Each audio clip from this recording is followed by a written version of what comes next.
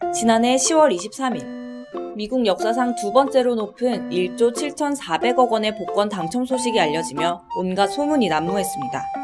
이 엄청난 금액에 당첨됐는데도 무슨 일인지 당첨자가 몇 달이나 돈을 찾아가지 않았기 때문인데요.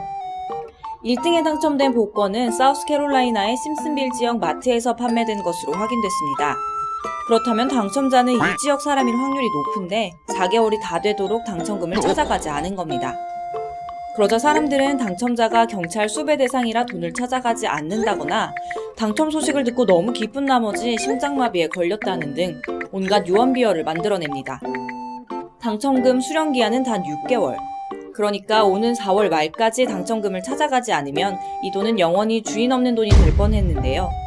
다행히 현지 시간으로 지난 5일 당첨자가 나타나 돈을 찾아갔다고 합니다. 만약 당첨금을 끝내 찾아가지 않았다면 어떻게 될까요? 이 경우 미국에선 당첨금을 44개 주의 교육기금으로 쓴다고 합니다. 당첨금이 1조 7,400억 원이니까 주별로 400억 정도의 공짜 교육기금이 생기는 겁니다. 한국에서는 어떨까요? 엄청난 금액에 당첨되면 미국인이나 한국인이나 어리둥절한 심리는 마찬가지인가 봅니다. 한국에서도 복권에 당첨됐지만 돈을 찾아가지 않는 일이 의외로 많다고 하는데요.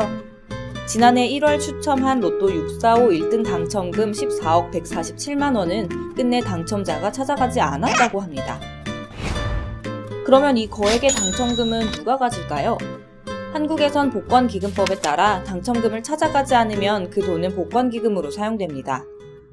그런데 여기서 잠깐, 자신이 복권에 당첨되고도 그 사실을 몰랐고 당첨금 수령 기간이 지난 뒤 이 사실을 알게 된다면 아마 놀라 쓰러질 겁니다.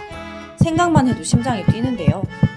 더 놀라운 건 지난 2014년 이후 4년간 로또 1등에 당첨되고도 돈을 찾아가지 않은 사람이 무려 18명에 달한다는 겁니다. 지난해에는 이런 미수령 당첨금 총액이 무려 400억 원을 넘었고요. 하지만 복권기금법에 따라 당첨금 수령 기한이 지나면 당첨자가 아무리 돈을 달라고 우겨도 돈을 받을 수 없다고 합니다.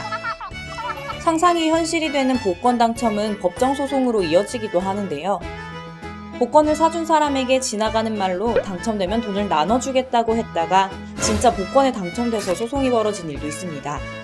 수원지방법원은 로또에 당첨되면 2억 원을 준다고 해놓고 8천만 원만 준 피고인에게 1억 2천만 원을 추가로 지급하라고 판결했습니다.